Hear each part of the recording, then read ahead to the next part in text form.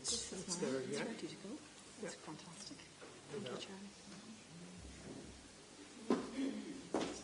Charlie.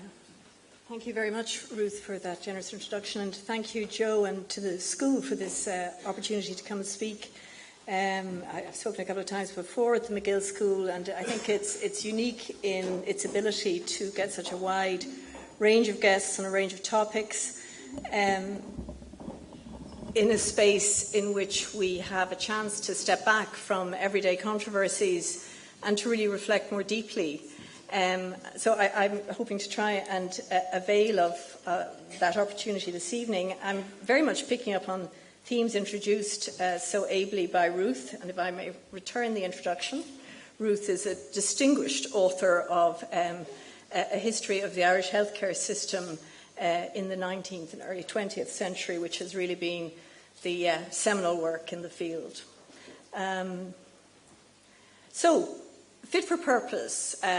Whose purpose are we talking about, and what purpose? And what strikes me when you look at that phrase and apply it to health is that there are many purposes and many players involved in health. There's each of us as an individual. We could be patients, we could be carers, we could be employees or providers. Most fundamentally, I think, though, when we look at the healthcare system as individuals, we ask, in terms of its purpose, will we know we'll get the care we need when we need it?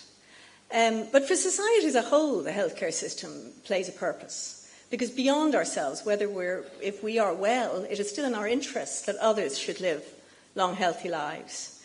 And in our interests that there should be care for people who can't care for themselves.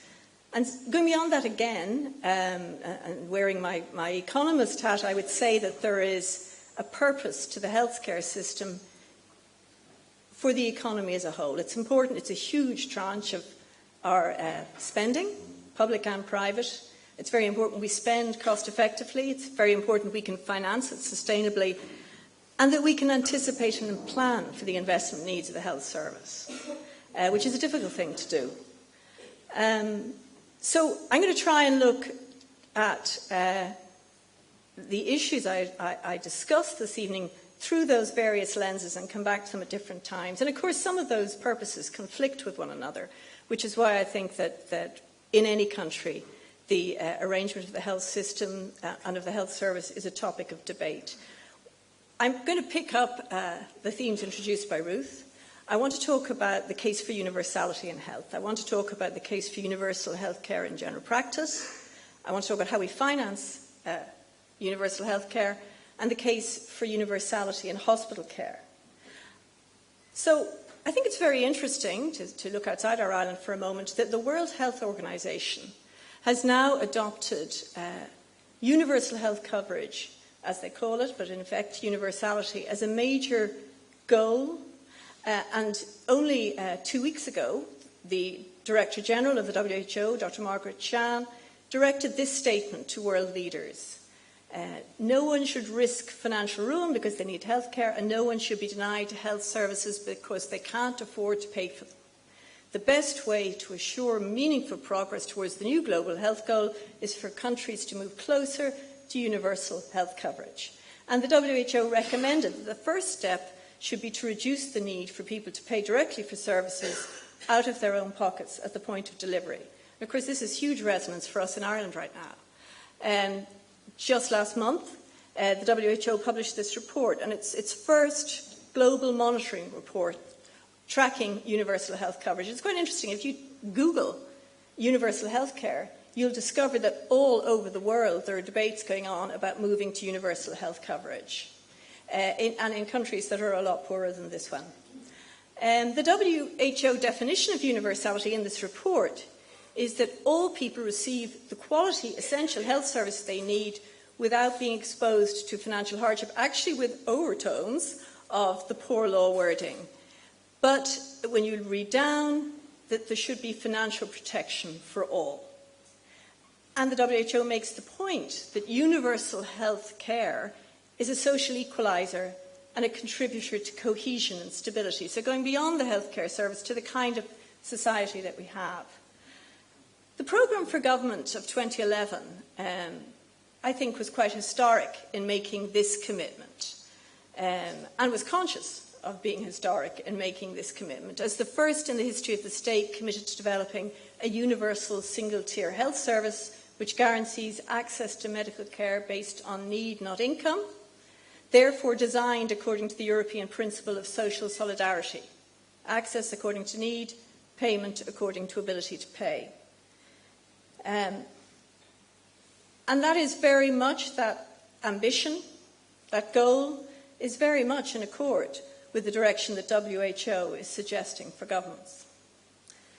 So universalism in Ireland, Ruth referenced the education system, and I think many of us who are interested in healthcare reform do look with some bafflement at the acceptance of universalism in healthcare, in education, but not in healthcare in Ireland.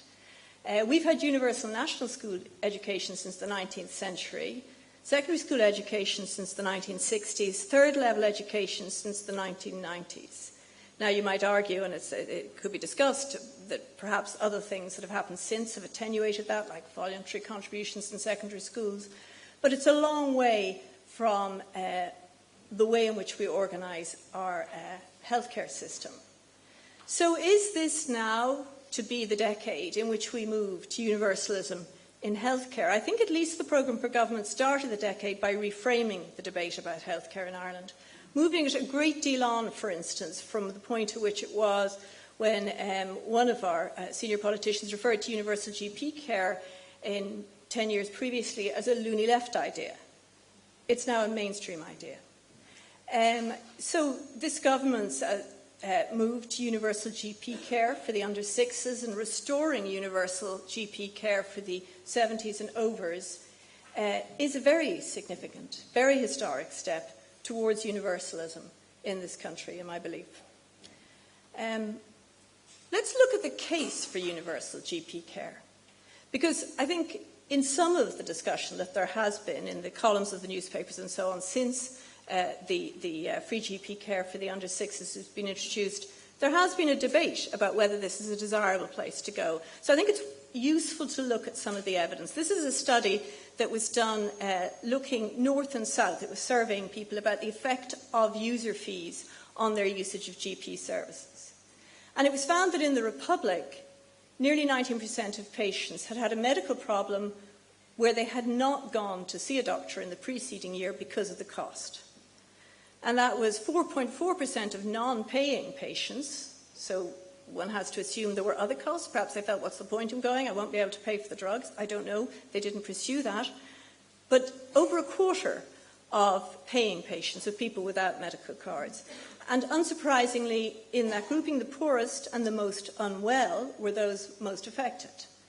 And this compared to under 2% of patients in Northern Ireland, on the same island, where there are no fees for GP care. Now, this finding is very much in accordance with the international evidence. There was a famous health insurance experiment in the US in the 1970s called the RAND experiment, which looked at the effects on usage of health service of people who did and didn't have insurance for services. And they found, interestingly, that user fees reduced the use of health services, both that were necessary and that might be deemed unnecessary. Because one of the things that people say, some people say, who oppose the removal of fees is, well, a whole lot of people are going to turn up who don't actually need the service. The difficulty is that patients aren't in a position to judge that. And if they don't come, they may very well need the service. And this was what was found. The effect, again, was most evident for low-income groups, unsurprisingly, and particularly interestingly for low-income children. And since then, other studies in other countries and systems have replicated this. So what are the pros and cons for GP fees? So there's evidence that they deter necessary care. And I think a key point to remember about this is it's not just the GP's care. We have a system like the UK where the GP is called the gatekeeper. You need a GP referral to go and see a specialist, particularly in the public system. And you probably need that specialist referral to actually get in for, say, elective care or for a test. If you don't go to see the GP, who knows what serious condition may not be diagnosed? And for the society as a whole and for the economy, your deferred consultation may lead to you presenting with a much more acute condition, which is much more costly to treat, may be disabling in the long run, and which leads to higher costs for you individually and for society. Universal free GP care, we have estimated in work in the SRI, could potentially improve health outcomes at quite low additional cost to society. And potentially, and this is something we haven't examined the cost-benefit of, and I'll come to this in a later slide, but potentially it might be the case, if we examine it, there might be no additional cost to society. So those are pros. What about the cons? Why not free GP care? And really, I think Ruth has explained this already, and I think this slide says it all, if you can see it there. This is a cartoon from Dublin Opinion in 1951. It shows the then Minister for Health, Dr Noel Browne, at the gates of the Irish Medical Association's castle. They say, Sir Noel, that they too have been rescuing mothers and children for quite a long time, and that while they admire your intention and your courage, they think you should be guided more by their advice. It was the opposition, as Ruth has said, of the medical profession and the opposition of, at the time, strangely, the Catholic Church, which saw free GP care for children, which was essentially at the heart of the mother and child scheme, as socialism. And of course, the Catholic Church has moved way beyond that since. So I don't suppose there's anybody in the castle now.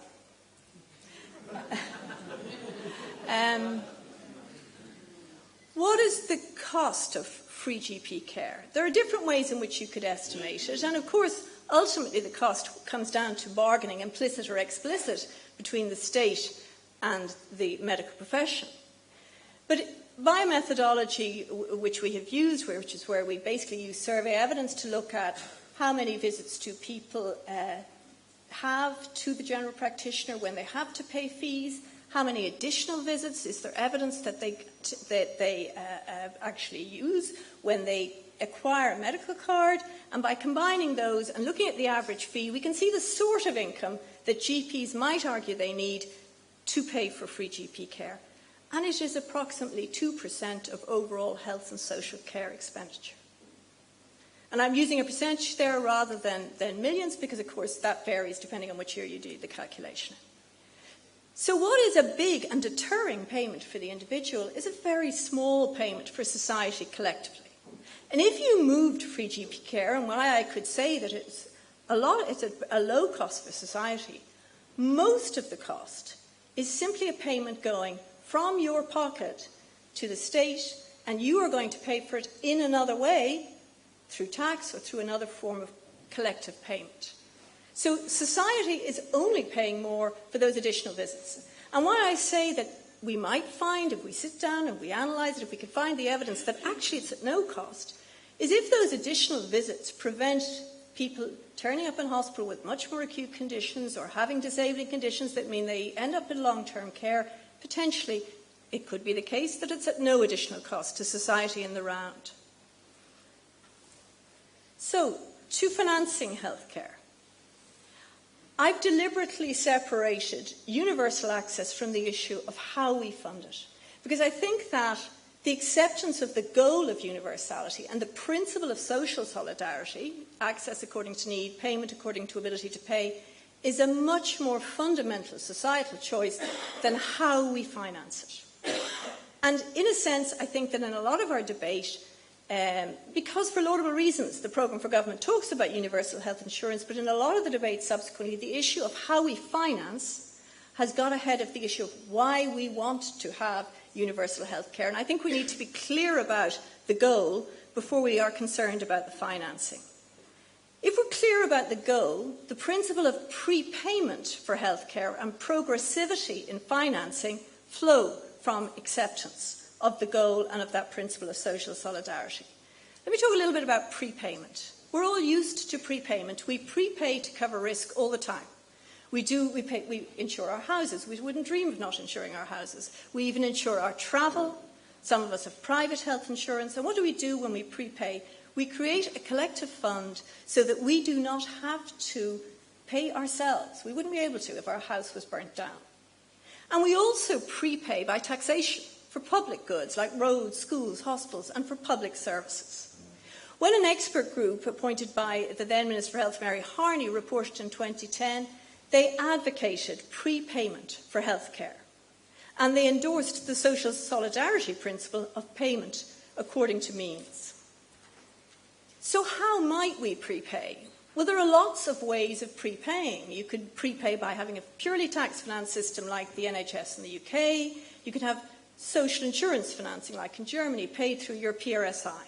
You could have state-subsidised private health insurance financing like in the Netherlands. And most countries actually mix those methods to some degree.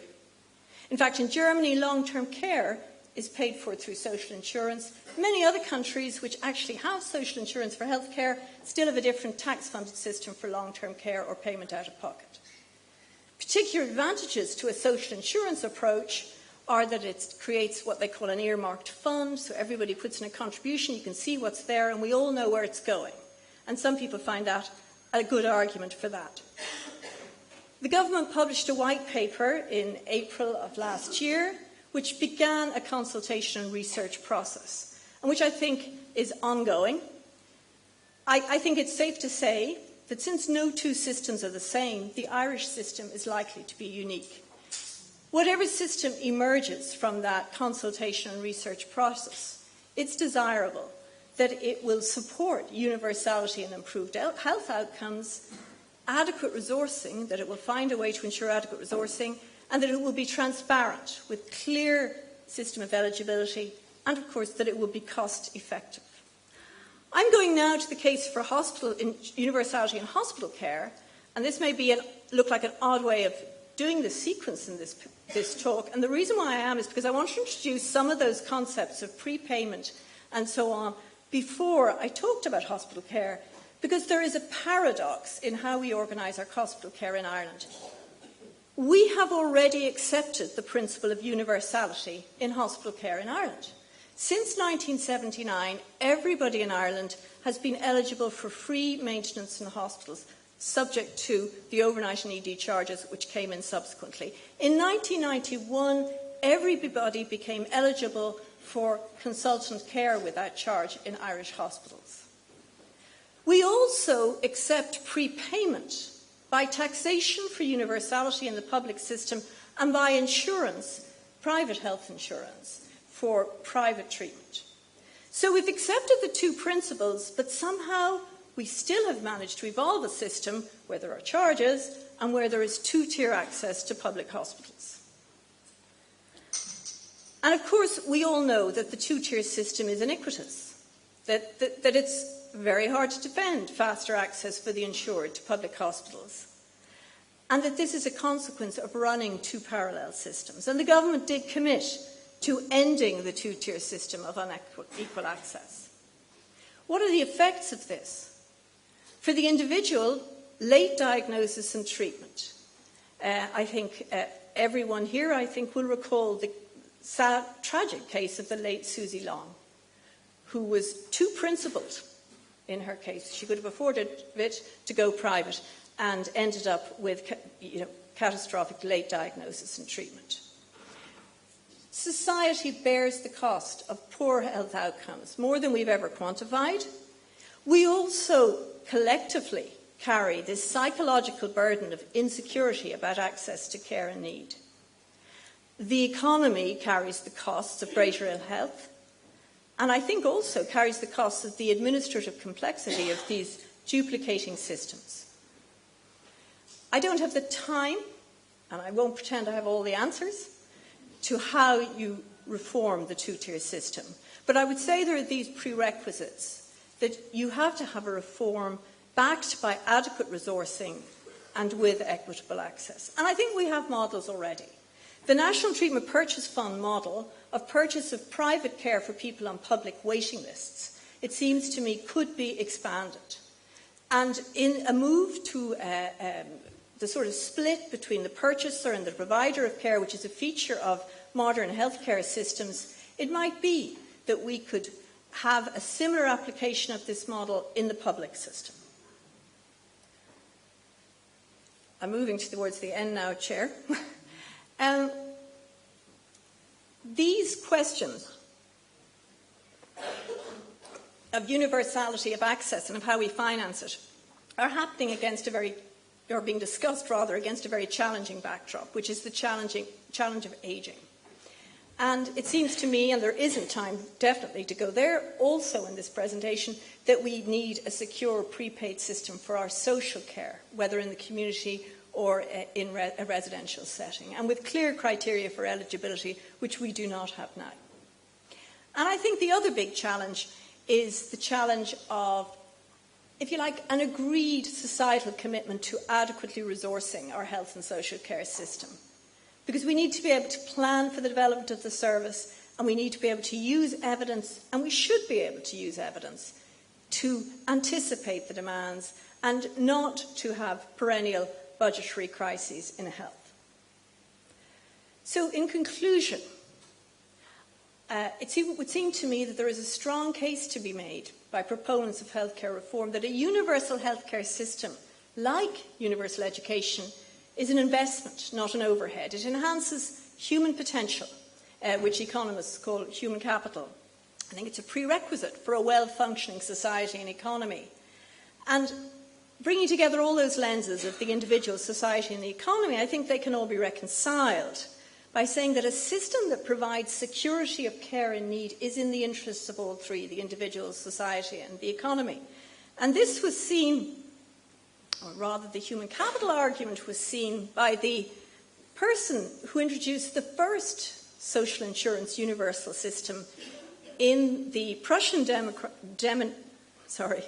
dominated German Empire in 1883, Count Otto von Bismarck. He saw a clear argument for investment in healthcare to have military and economic efficiency. That's the human capital argument seen through the 19th century lens. But to show that universality is indeed universal, I'll give you a more later lens. I'll end there. Thank you.